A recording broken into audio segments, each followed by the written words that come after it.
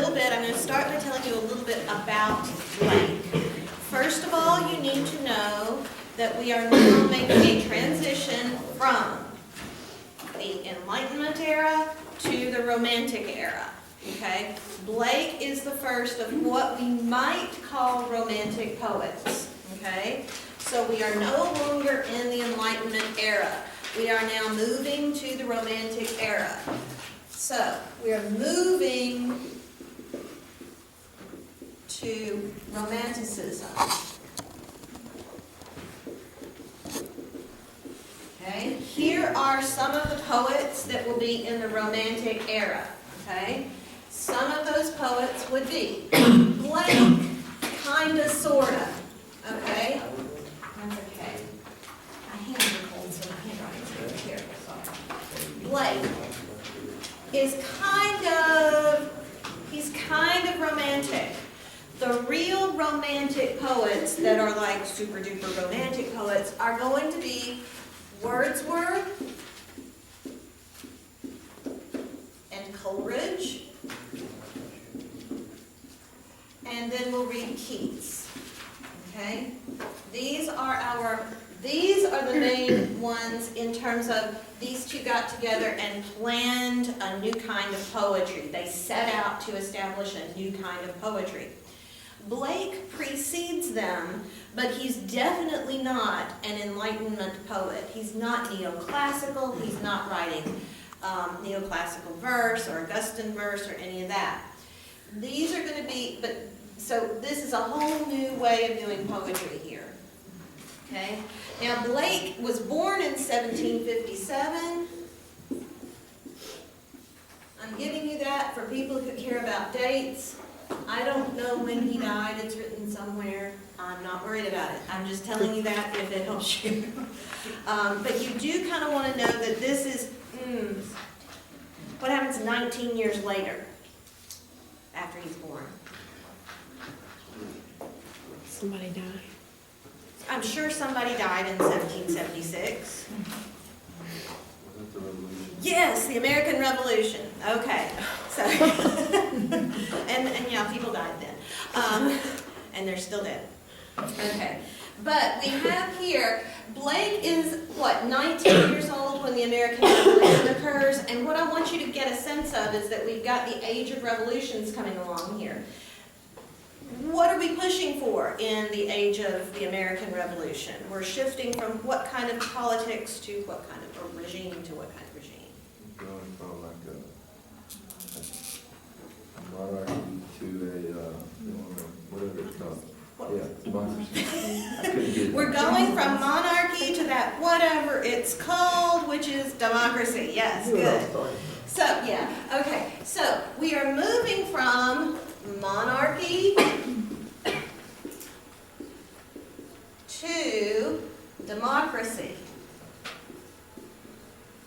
And I want you to think about democracy, equality, the common man,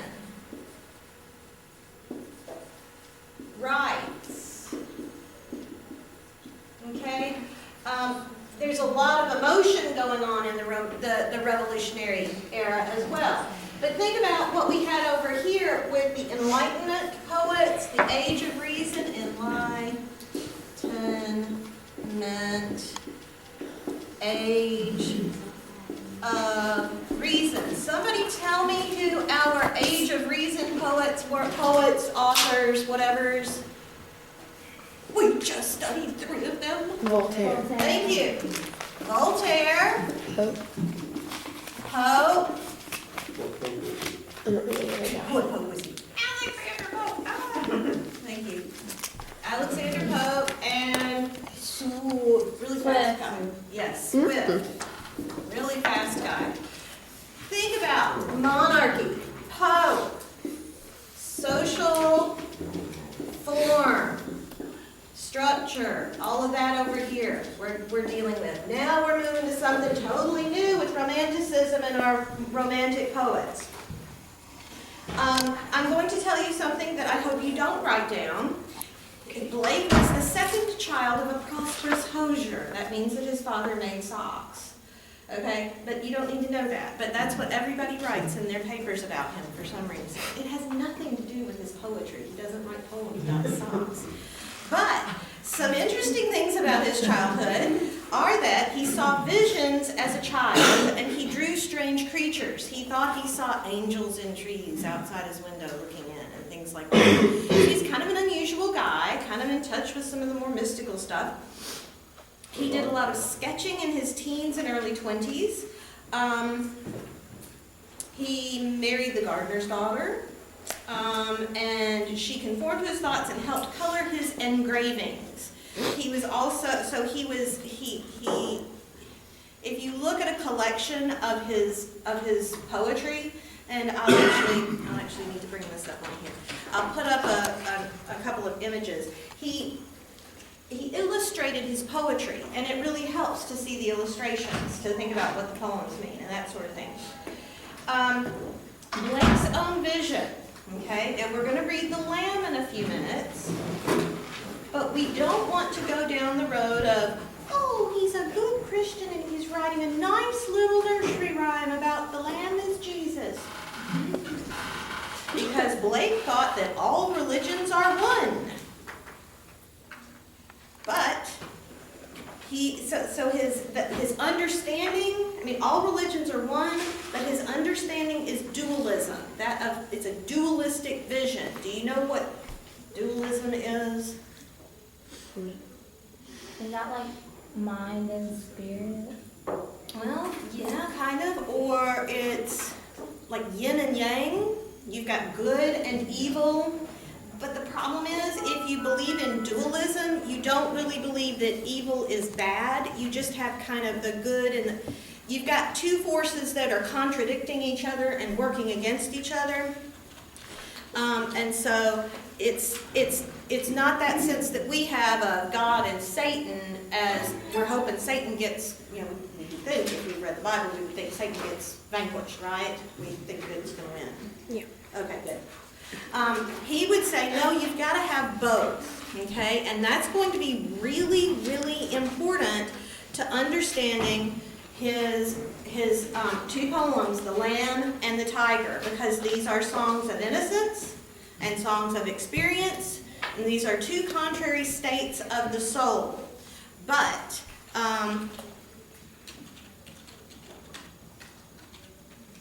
they're two contrary states of the soul. Let me see, hang on. There we go. That's what I wanted. But they all have to, nobody has just one state. You have innocence and you have experience, okay? And we'll understand that as we read more. But yes, it is body and spirit. He's got a sense of body and spirit that are together. There's not a war between good and evil that is resolved. And so let's start reading The Lamb, okay? Let's look at The Lamb. I always want to kind of preface your discussion. Okay, everybody look at The Lamb. Can you tell me what page The Lamb? 783. 783. Okay, little lamb who made thee, dost thou know who made thee? All right. Okay, 783. Is everybody with me on 783? Little lamb who made thee, dost thou know who made thee? Gave thee life and bid thee feed by the stream and o'er the mead. I'm running out of what I remember. Can somebody pick up there? Make it. Gave thee clothing of delight, softest clothing woolly bright. Gave thee such a tender voice, making all the vales rejoice. Little lamb who made thee, dost thou know who made thee? Little lamb, I'll tell thee. Little lamb, I'll tell thee, little lamb, I'll tell thee. He is called by thy name, for he calls himself a lamb. He is meek and he is mild, he became a little child. I a child and thou a lamb, we are called by his name. Little lamb, God bless thee, little lamb, God bless thee. Okay, okay, this is the Dr. Phil portion of the class. How does that poem make you feel? Hannah, how does that poem make you feel? Makes you feel fine. Makes you feel good. Pardon? Feel Makes you good? feel good. Makes you feel good. Tell me what you see in that little lamb. I know you go with that. Like a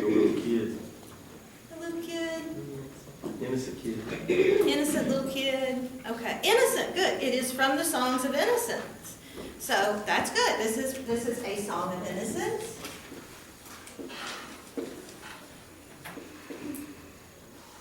And that's spelled wrong. That's spelled wrong too. I don't know. Anyhow, songs of innocence. Look in your book. Okay, so you feel good, innocent,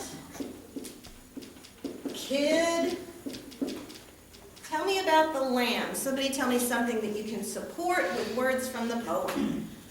What does the lamb look like? Apparently its wool is clean. Clean wool. Clean wool. Okay. Can you, yes. I was gonna say, he has a tender voice. A tender voice.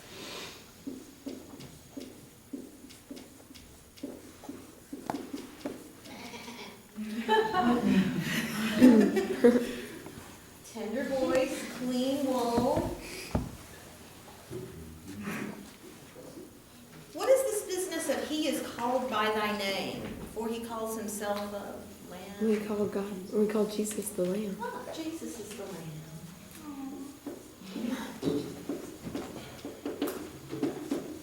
What color do you think the lamb's wool is? White. Ah, clean wool, probably white wool because it's bright. Softest clothing, woolly bright, right? Mhm. Okay. White wool, soft wool. And that's why he would be Jesus, because he's unspotted, right? He is meek and mild. Oh, he's meek and mild.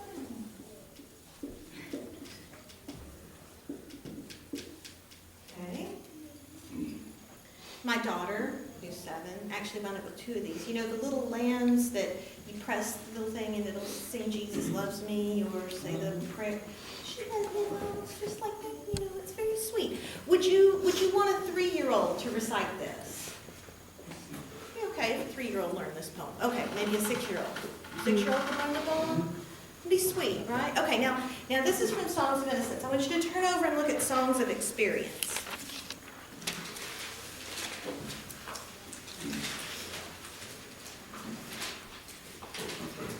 Okay.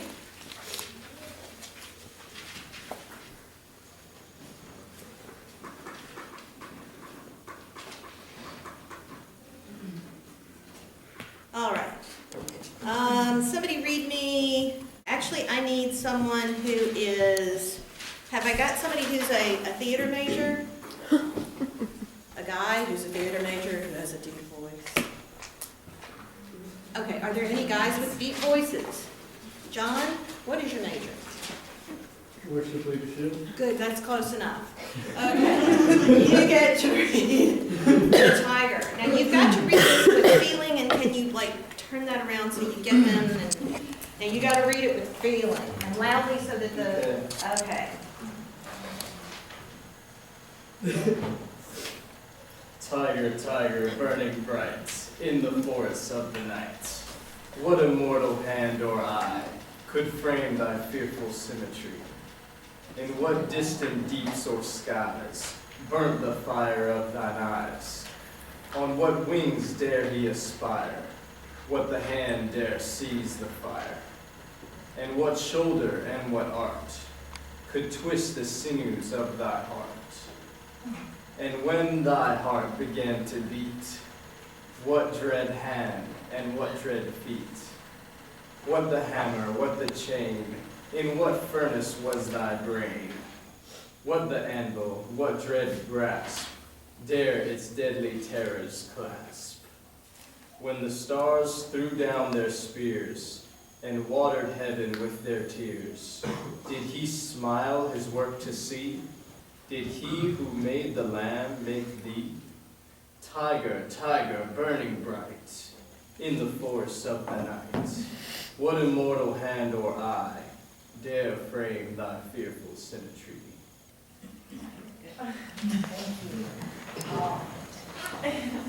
Very nice. Okay, we need that to be permanently, on all of my classes, so that they hear that. That's great, thank you. All right, now, did he who made the land make thee?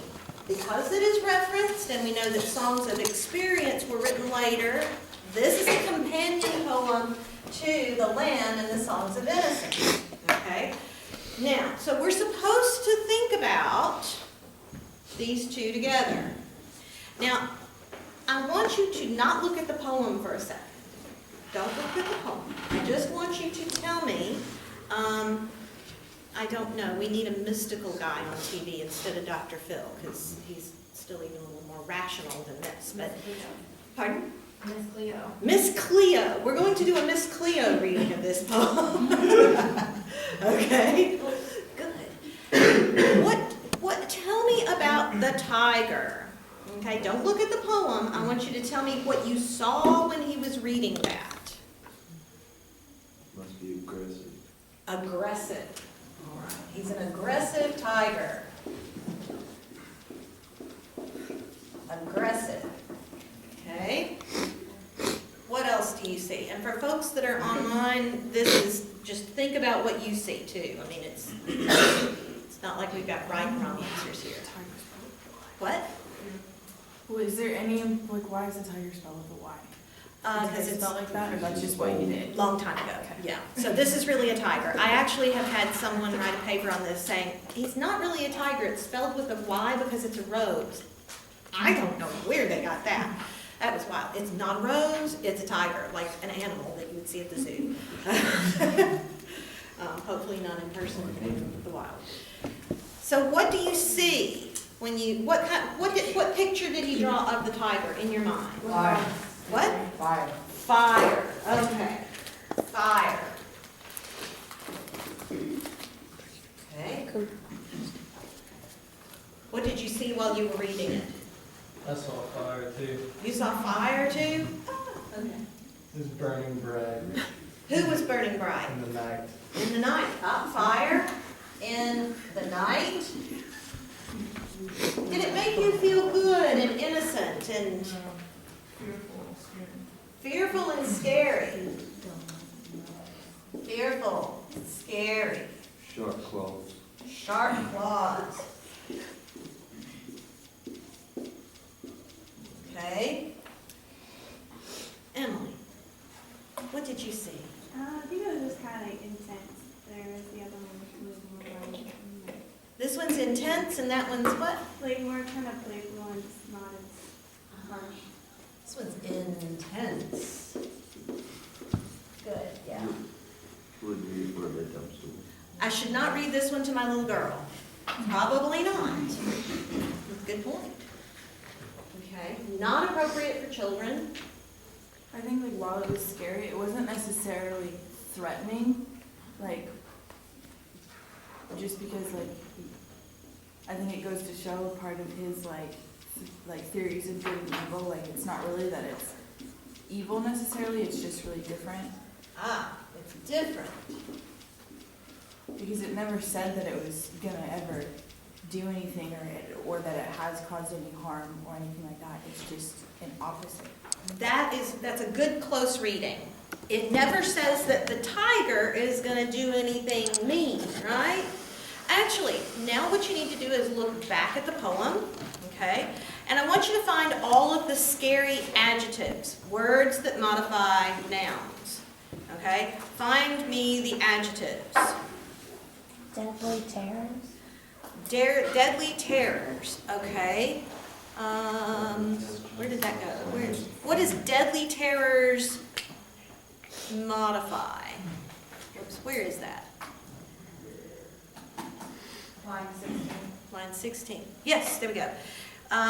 What dread grasp dare its deadly terrors? The deadly terrors of what? Pardon? It's deadly terrors. Okay, we want to look at, okay, what the furnace was thy brain? What the anvil? What dread grasp dare its? What is its? Is it, what? The creator of the tiger? Yeah. Because, well, the creator is grasping whatever that its refers to. What is the last noun, if you're going back, the last noun, well, it would be grasp, but it's grasping something. The anvil. Is the tiger deadly and terrible? The anvil is scary. Yeah. So it's the deadly terrors of the anvil. Now, what's an anvil? So things that dropped on Wild Coyote. The thing that drops on Wile E. Coyote. Yes. Okay, I love that. Pardon? What's from metal making? Yes. And so you get this image of an anvil and a hammer and a furnace. Okay? Like a What blacksmith. the? What? Like a blacksmith. It's a blacksmith shop. Do you know what a blacksmith shop is? Yep. Okay, yes, it's where they make horseshoes and other metal things, so you have to heat the metal up really hot, and then you hold it with a pincher thingy, a tong, and then you beat on the anvil. You use the anvil to beat the hot metal. So you've got the hammer, the chain, the furnace, what the anvil, what dread grasp. Now tell me something, just looking at that. What the hammer? Question mark. What the chain? In what furnace was thy brain? Question mark. What the anvil? Question mark. What dread grasp dare its deadly terrors clasp? Now why, do you have question marks where I said question marks? Yes. Okay, good. What I'm wondering here is, how do you feel about all those question marks? As opposed to, little lamb, who made thee? Dost thou know who made thee?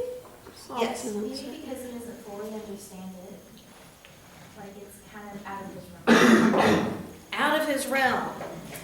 Does that make you feel comfortable or scared? It makes you feel like you're having a risk. Okay, there's a risk there, It's right?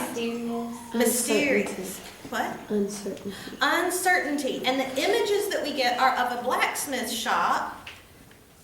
Where does it say the tiger is scary? Find me something that tells me that the tiger is scary.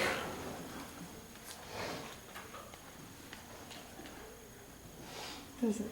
What? It doesn't. The fearful symmetry of the tiger. Okay, okay. Good boy, John. First stanza, we do have fearful symmetry. Do you know what symmetry is? The shape, the line. Yeah, symmetry is where something's balanced. This room really isn't balanced, and none of the rooms in this building are, because they're all kind of cattywonker. You know, they've got nothing is square in this building. So but a symmetrical shape would be a square. Pardon? Equal sides, yes. Okay. So it's got fearful symmetry. I guess it's got stripes on one side, stripes on the other. It's balanced and all of that. Okay.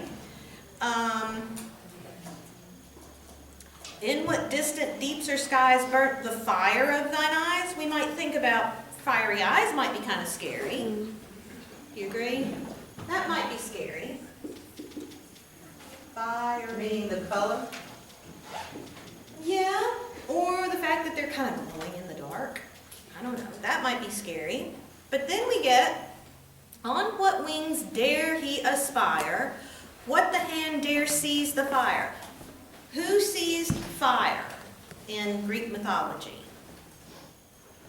What? Begins with a P. Saturn. No. Yes, Prometheus stole fire from the gods and gave it to mankind. And so he stole fire and the arts and that sort of thing. So there's a reference there to Prometheus who gave mankind the arts so that man could cultivate land, and he could, have fire and painting and culture, basically. And then, on what wings dared he aspire? Do y'all know? Pardon? Who tried to fly on wings? Who? On his feet and then went too close to the sun. Yes. Hermes? I don't remember his name, but he had the wings on his feet. And flew too close to the Hermes. sun. Hermes? Not Achilles. Icarus. Icarus, yes. So we have a reference there to Icarus, who's trying to escape from an island. He and his father, Icarus and Daedalus, He make flies too wings, close to the. and they fly too close to the sun. And Icarus does, and his wings melt, and he falls into the ocean. Okay, and then we've got Prometheus there. This is about artistic creation as much as it is about, I mean, on what wings dare he aspire? It's not a flying tiger, okay? And then the tiger doesn't seize the fire. And what shoulder and what art could twist the sinews of thy heart. Now, twisting sinews kind of sounds scary. Is the tiger twisting sinews? Who is? Who? The blacksmith, yeah, or the maker of the tiger.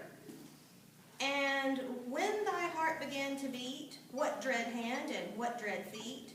What the hammer, what the chain, in what furnace was thy brain? What the anvil, what dread grasp, dare its deadly terrors clasp? When the stars threw down their spears and watered heaven with their tears, did he smile his work to see? Did he who made the land make thee? Tiger, tiger, burning bright in the forest of the night, what immortal hand or eye dare frame thy fearful symmetry? So we've got that fearful symmetry. But does the tiger actually, does he describe the tiger as scary? Not really.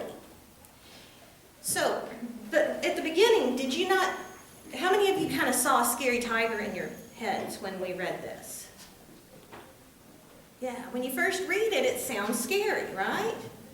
Okay, nobody in here, I'm guessing, saw Tigger, right? We saw him like 2 weekends ago. You saw him 2 weekends ago, but you didn't see him when we were reading the poem, right? No, I didn't. Because this is not, the wonderful thing about Tigger is He's Tigger's a the only wonderful thing. one. He's bouncy, pouncy, trouncy, flouncy, and his tail is full of a spring, right? Yes. Now, okay, which one do you think that Blake, if Blake is going to draw a picture, let's look at the picture of this tiger here. Okay. I'm going to put this on, here we go. I'll put this on the webpage.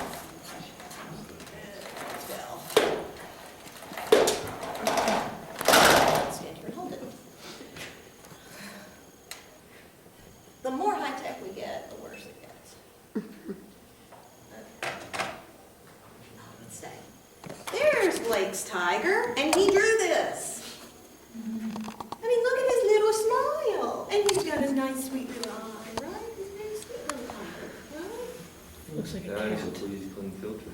What? Oh, it also says, please click. Oh, you can't see him. It'll go away. You wipe it, it'll go away. Yeah, that's what I keep thinking. Okay, when he comes back up. Now, I want to ask you again about I want to ask you about the lamb. Okay, is anybody here rural enough or from a rural enough background that you've actually dealt with sheep? Sheep? If a petting zoo counts as dealing with sheep, then yeah. Pardon? So if a petting zoo counts as dealing with sheep, then sure. Or the state Anybody ever fair. raised sheep? My grandparents. Wait, what? You have goats, but not sheep. That cow's not sheep. Cows, but not sheep. I spent part of the summer with a real good friend of mine who is now raising Jacob sheep. And she's raising them for their fleece and all of that. Tell me if has anybody been around sheep enough to know what they're like? They're kind of stupid, yeah. Pretty dumb. More so than most barnyard. They don't smell real good. They stink. They None of them smell good. Yeah. Now, what is this business about woolly white, they're just not, right? Because their wool grows. They don't shed like dogs Shave do. them. You have to shear them. Yeah, you have to shave them. And after they've been running around outside for, 6 or 8 months, they've got tons of wool. Okay, they're just, there's not much sheep. You put your hands and there's not much sheep there, but there's a lot of poof. And they've been running around outside and they get burrs in their fur or their wool and they're not that clean and they're not very smart and all of this. So this business of the clean wool, the tender voice, they're kind of nice when they're little, but some of them sound frightening when they're bigger. They're kind of, rah. There was one that sounded horrible at the zoo. It was rah. Not a sweet little man for very long. And their wool is not white for very long. If you go to, for instance, the fair, right? and you go and see the animals that are on show, right? They have sheared the sheep, and usually if they're like showing them tomorrow, they put them in little coats. They look like little nuns actually, because they're in these little blue things, these little blue coats, so they won't get dirty, okay? Because they'll get gross and filthy, so they have to keep them covered up to keep them clean, even just overnight. So this white wool and soft, now they are soft, but this idea that they're meek and mild, if you are nice to sheep, they will butt you into the next week, or month or something. They are not nice. Girl sheep have horns too. It's not just male sheep that have horns. And they are mean. They can be really mean. So you can't be too nice to them too, because you can get hurt. You can Google the YouTube video of this sheep that is just ramming this guy's car over and over again in Italy, I think. And it's like major dents in the side of his car. So this is all nice to think But about. that's like that's like adult. Okay. And it's saying like the little lamb. And if you're talking about like a baby lamb, it's more like the things that we described. A lamb is a baby. This sheep Okay, is a now a girl. lamb would be a baby Pretty sheep. dumb, dude. That's true. And that's the one that is going to be meek and mild. And why do we call Jesus the lamb? Because he is Mickey Mouse. He is all of those things as a grown-up. But What you say, like the innocence, the goodness, the meek, and the mild? Okay. All those descriptions. He's the ultimate sacrifice. Aha. And here's why, although I actually didn't, I'm trying to get my daughter to learn this one. But I'm not going to tell her about all the connections because this is not something, you don't explain it all. This is the song of innocence. Good, innocent, Jesus is the Lamb. Yes, he is meek and mild. And yes, he would be unspotted, and this works. And this is what's really sad, though. This is the innocent baby lamb that's going to be like this, right? And why is Jesus the lamb? Just use the sacrifice. They used to sacrifice lambs. They used to sacrifice lambs. The spotless ones, the perfect. The spotless, perfect, sweet little lambs. How pretty is that image? How do they sacrifice them? They send them off to lamb camp? No, they kill them and burn them. They Why kill was them, that? right? They bleed them. They bleed them to death. That's not pretty. Now, tell me this. Isn't there a part of us that just wants to see this image, the nice, sweet, little, pretty lamb image, right? We forget the second half. What if we went through life only thinking from the perspective of innocence?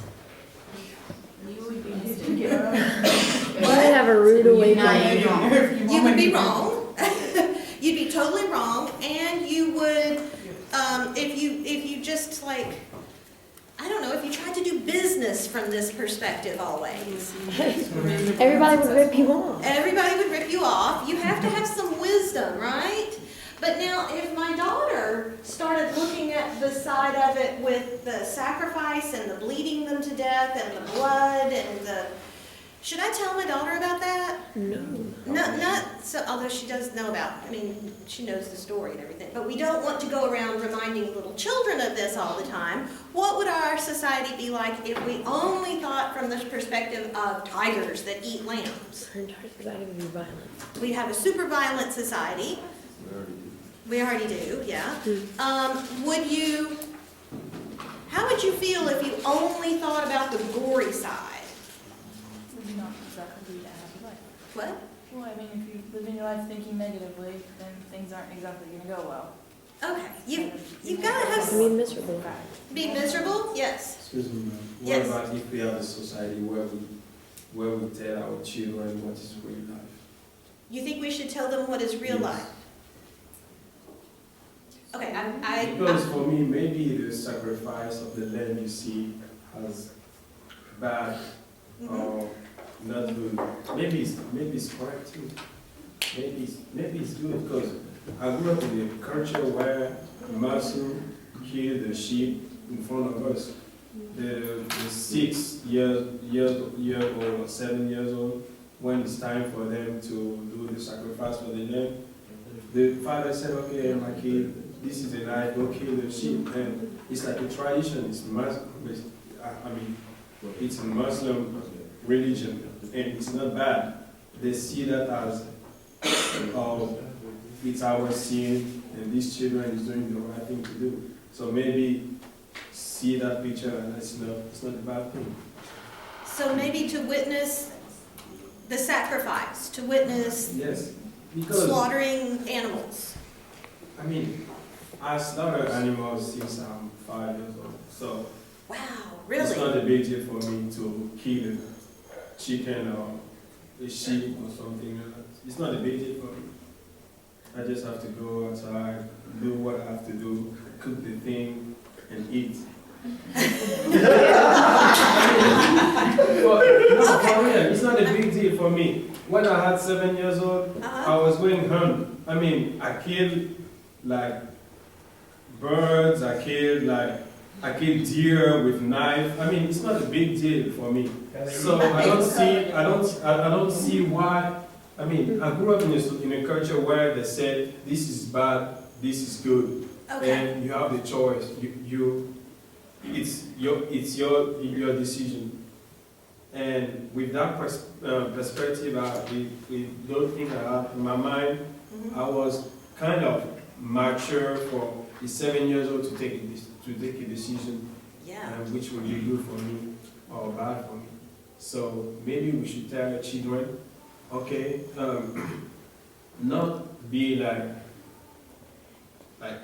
we can use word to make them understand that this is good and this is bad and this is just real life and you have to deal with it. Okay, and we are, I mean, Americans, most of us, we're insulated. I mean, we think that meat comes from Walmart, you know?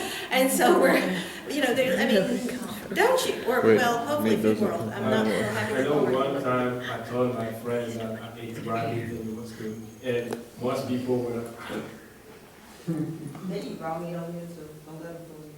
but it's so cute. How can you eat rabbit? I mean, for me, Oh. for me, like, it's not a big deal because we had a lot of rabbit at home. Mhm. And when it comes time to eat, I'm Yeah. like, oh, you know what? I think it's nice that you know I have rat, squirrel, coon. Okay. And it's not like squirrel, for example, squirrel, we go in the forest, we kill squirrel. I mean, it's not a big deal for me. I think I agree with her though, like how she said it's your I culture, think like I guess if that's what it's you your do. culture, and so you have to, that's like a form of living where you got to go out and kill or whatever. Mhm. Like us as Americans, we don't have to go out and kill, you know what I'm saying? So we Right. don't get accustomed to that. That's, yeah, and it's not been that many years since, and actually I have friends who are like, well, like friends that I went to see, they're raising chickens and sheep and all this, and I've got another friend that, I mean, this really very quiet friend of mine that now goes out and brings chicken snacks or whatever to have chicken for dinner, and I'm thinking, oh my goodness. But it's like so many of us are insulated. I mean, I don't know, many people also hunt. I mean, I've never been hunting, and that just kind of, I'm like, but then I eat meat, I'm not a vegetarian, so, you know, where do I think it comes from? So, okay, and I think that there is something to what you're saying, that if we don't ever tell kids where meat comes from, we're gonna have problems. At some point, we have to know, an animal died so you could eat. I'm gonna put out the window, passing the field of cows, and go, "You eat those," so they'll never be confused. Right. I have a 5-year-old that actually, about a month or two ago, actually asked this question. You know, when I actually told him, he's like, those are real chickens. The chicken I eat is a chicken. And that's a baby chicken. So, I mean, if you don't tell them, it's almost like a common sense thing. It is. You have to tell them where it comes from. I can understand what he's saying though, because you would understand this according to what culture you grew up in. You would take that and understand it through the way you grew up. Like somebody who grew up on a farm is gonna go, okay, that ain't nothing. Somebody like him is gonna say, okay, that's not nothing. To us, we're like, whoa, that's terrible, but we've never had to do somebody it. who raises sheep, they're gonna say, they're not so sweet and wonderful, you know, okay, yes. I think it's also the way that it's communicated or brought on to a child or something. I mean, to explain that hamburger meat comes from a cow, you wouldn't like demonstrate and show them how you kill the cow and all that stuff, just because that would probably freak them out. But Although you were right there for it, yeah, right? it brings in Yeah. culture and like. What you wouldn't do, I think, is don't do this to their pet cow. My grandparents did that to my mom. They would name the cows, raise them. My mom rode the cows, and then they would say, okay, that one's dinner next week. They'd kill the cows. That's the way they were raised. Wow. Okay, yes,